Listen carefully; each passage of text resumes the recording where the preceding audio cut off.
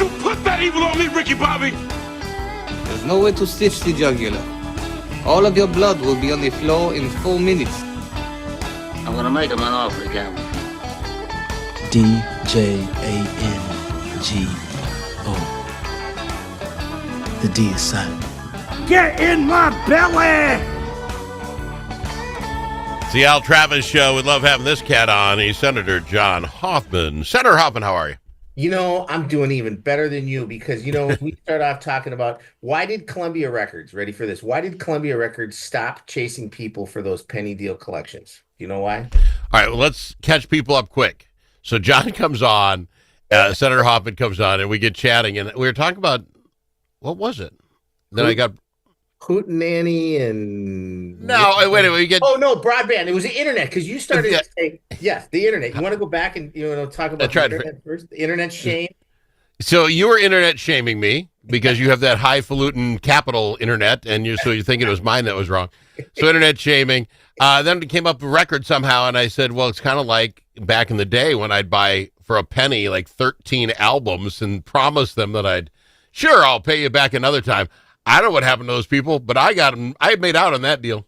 Well, that's and so there was the whole thing. The internet, you froze, and then you said I froze, and then I come out and rather than saying, "Hey, dude, you froze," I said, "What? You got crappy internet down there?" So and you said, "Internet no. shaming."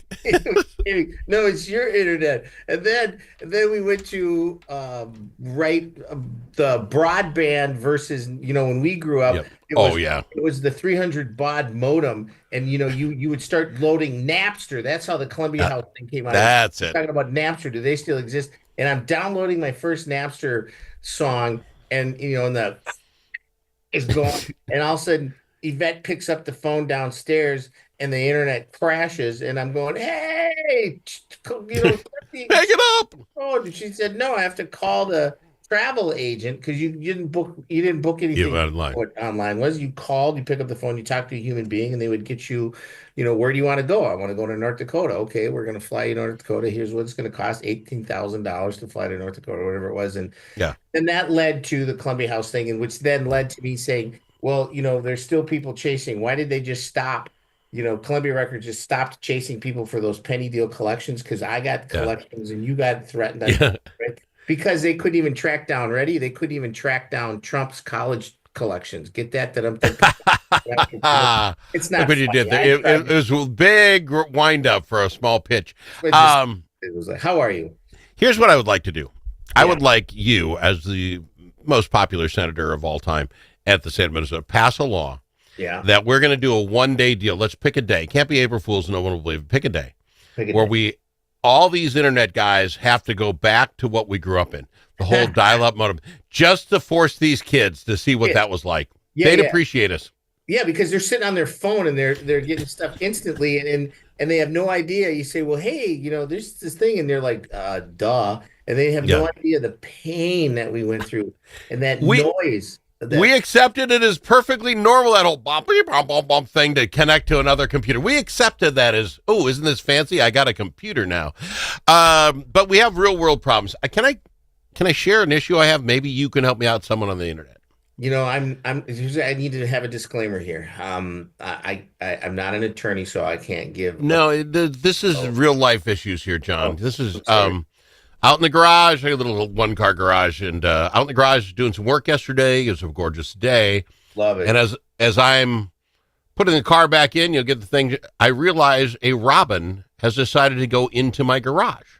Into your garage? Yeah, it's flew into the garage. I don't know, idiot. And I can't get him out. Oh, I'm shushing him, shooing. He's flying around.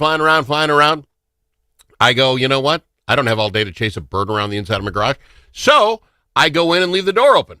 Figure bird got in, bird will get out. Yeah. Hour later, I go back out there. Bird is there. Bird's going back and forth, and my car is full of birds. Oh, yeah. All over. And I'm like, this is not happening. So I spent about an hour going from one side of the garage, trying to sweep. I got a broom. I'm just trying to get him to fly. He will not go, through this open flipping door. At all? At all. I get online. Did you chase him out? No, he'd keep going the opposite direction. There's a big door open. Yeah. Leave, please. Would not do it. So I left the door open for another couple hours. Finally had to go to bed at night. I closed the garage door. get up this morning, open it up, see if, what God, still in there. And my car looks like, a statue in a park. It is unbelievable. I don't know how to get rid of them. I'm this close. I don't want to shoot a bird. I don't have a gun I can shoot a bird. You can't shoot a robin. I think it's illegal to shoot a robin. Well, what do? You just live with a robin in there, just crap until it dies? It's not going to eat in my garage. What do we do?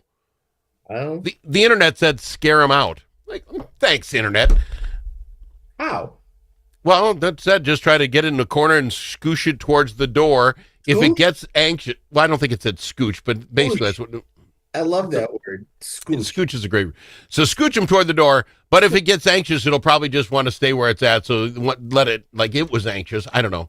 I still have a bird in my garage as far as I know. The wife texted me and said it's still in there. Any idea? I mean, how stupid can you be? It's an 8 by 20 foot door. Leave through that, will you please? Do you have any old Whoopi Six Fat Dutchman, Whoopi John music? I probably do back in my old radio. Yeah. Play a little of that out there. Crank that up a little bit, go out and light up your cigar, just sit there and start having a chat with the bird, and the bird will go, I hate this music. I don't want to get secondhand smoke. Where's the fresh air? Oof, it's gonna head out.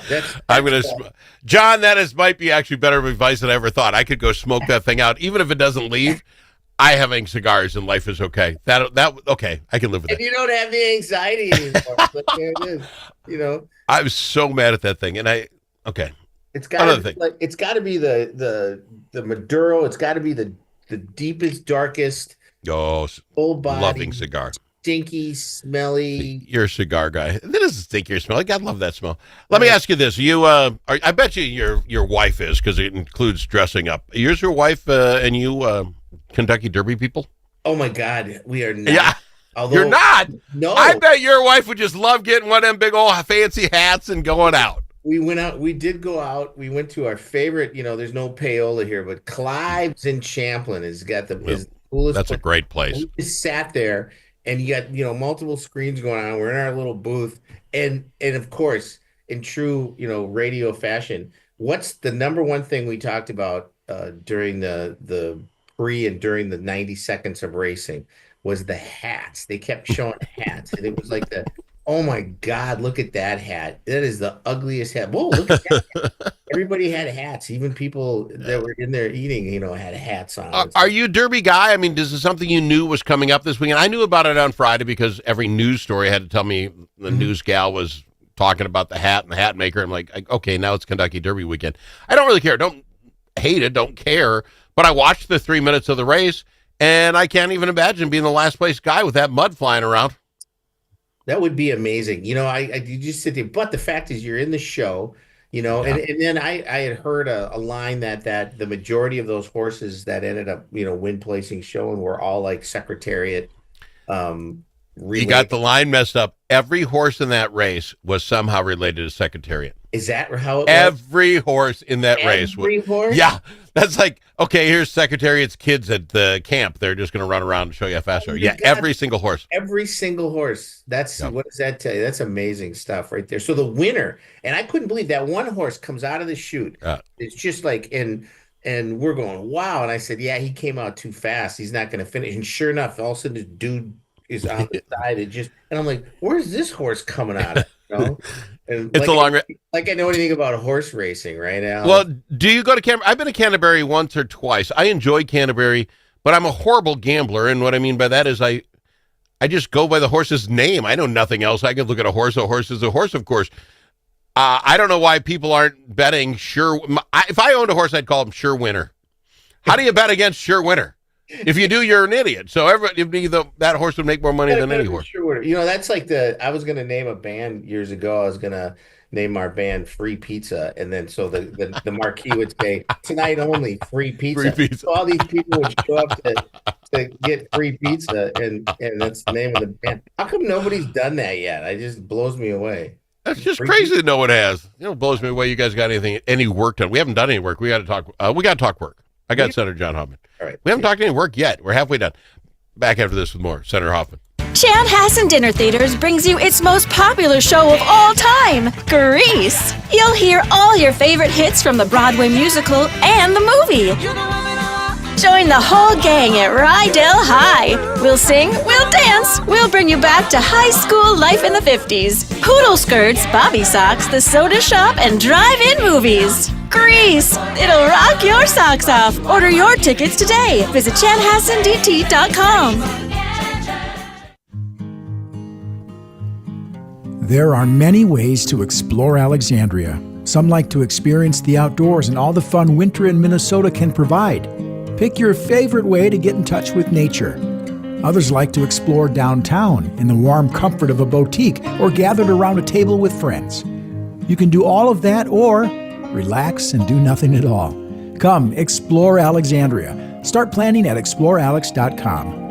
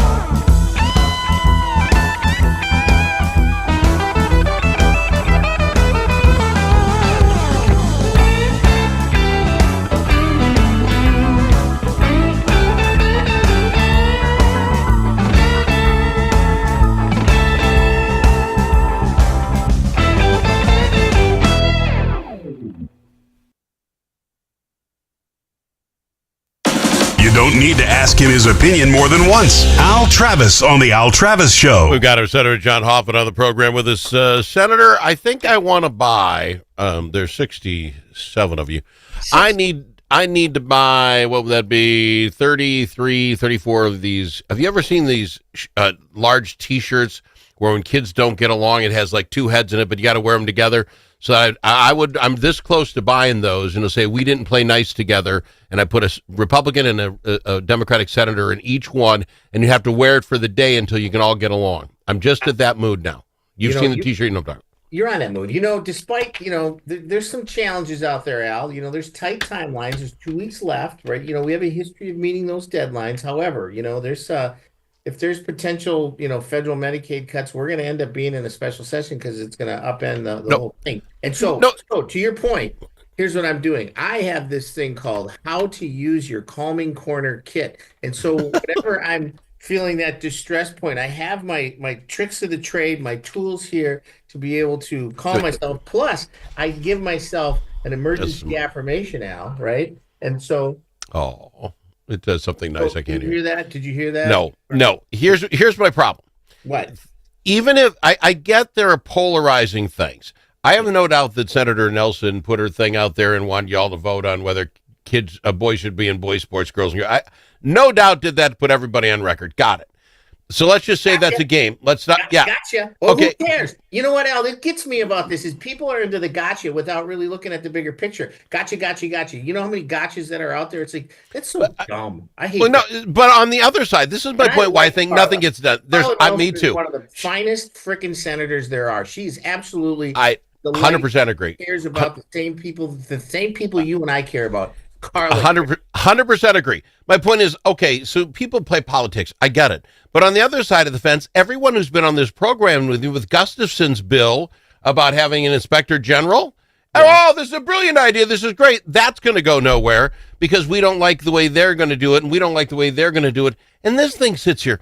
How are you guys ever going to do a budget? We can't even agree that we need an inspector general and how we're going to do it. I get the polarizing stuff. Everyone on this show said that's a decent idea. Let's work it out. It's not a decent idea. It's a needed idea. I don't necessarily say it's a decent idea. I mean, the fact is they put together this bill and they did not look at the fact that Minnesota has to have an Office of Inspector General specifically under Medicaid, right? There has to be one, and it lines directly to the Attorney General's office. It's already there. So instead of beefing that up, they create this secondary institution over here. So they're going to do something new. And yet at the same time, there's no delineation between what are your activities and how are they going to corner. And the second thing is, where's the due process rights that come into effect here? There's no conversation on that. So everybody got on the bandwagon and said, yeah, this is great. But did they really think about what that should look like? Because if you really, truly want to get into the fraud, waste, and abuse issue that's there, and it exists, and it's sad that exists because here again, the other day I just saw it, housing stabilization. We established that. Actually, the senator prior to me, the chair, part of your party, and was on here. Yeah, so Abler sets this thing up, makes sense because people with disabilities need to have some kind of stable housing piece to it, right? Yep. God dang it, Al. You're doing the right thing for the right people, and somebody decides to take advantage of it. That can I say it? That just absolutely pisses me off. There, how's that one? You can say that. But here's from me, and I'm not in this game all the time. It just seems we make it so easy to do it. It's like getting out of a wet paper bag. If I can come up with a name, if I pretend I know how to fix autism, and it's got to get harder. And the good players are playing good, right? And then the bad players and the good players, they get doubly hit. And it's like, wait a minute. You got the small amount of bad players that just mess it up for everybody else. And that's what bothers me the most about this housing stabilization crisis thing now is the fact that these folks knew they were taking advantage of vulnerable people. I think there should be a double hit on that person, not Medicaid fraud, but also they should have something about exploitation of vulnerable people. That drives me absolutely insane. And we all agree, but that's kind of my point is the system we have isn't catching them. The inspector general of the whatever human service or whatever you called it, whatever it was, education, it isn't working. It's human services. You have to by Medicaid law, right? Okay, so. I got it. Well, we got to do something to make it better because whatever happened, we're being robbed blind, and it's not even hard. So let's at least make it hard. Beef them up. I say beef them up, and make sure our laws are really reflective. And when somebody does it bad, then they get to the extent, the whole thing. That's why, like the ones that Keith Ellison, he didn't know who he was talking to, and those folks that recorded him, right? Every one of those people in that meeting are actually in jail now. I mean, that's just like they were the bad actors. He didn't know that. It's like you don't hear me ripping them. I have no idea who knew what and where. It doesn't make sense for me. It doesn't make sense for me to think that he gave up a career because 5 people gave $250 or $2,500 to a campaign, which you can only buy ads for. I don't see that as making any sense to me. I'm not making judgment here. I don't have any idea. I get it. But fingers are pointing. Anytime you're out there in the public, people are going to look at you different. We understand. We understand this game. You and I have live this experience. So I don't make the judgment on it. If I just look at it financial sense, it makes no sense to me that's how that happened. So I don't there. Now, I'd also, if we're going to talk about this, it also doesn't make sense to me that he said in that conference meeting, whatever, that, I don't know about everything that goes on. I have 144 lawyers or some crazy number. Well, I would think this one would have bubbled up at the Monday meeting. Oh, by the way, the feds are talking to us about this group feeding our futures. Okay, tell me how that goes. You wouldn't think you would have heard the name. This wasn't small potatoes. But that all being said, we got to get things fixed, John. We just find the inspector general, find the whatever it is, but we got to stop it. No, I That's hear all. you. I mean, got to do that, and it's I think there needs to be a balance, but you got to get the other thing. What's really weird about this is when you start to talk to people about policy stuff, people personalize. They personalize it. It becomes I, me, and I'm like, you can stop right there. This is about a systems. Our whole argument about the poorest of the poor, people with disabilities, and our elderly is not about me. It's not about you, Al, but it's about the people that don't have a voice in this piece, and that's what I think. You got to start treating people like people more often, and then realize that it's not about your ego. Well, we'll try to start that right here. We're out of time. Jimmy Ramstad, Congressman. You and I will try to get along and treat each other nice. We'll show people how to do it by showing them how to do it. I got to fly. Out of time. Take care, brother. See you next week. He's Senator John Hoffman on the Al Travis Show. Always good.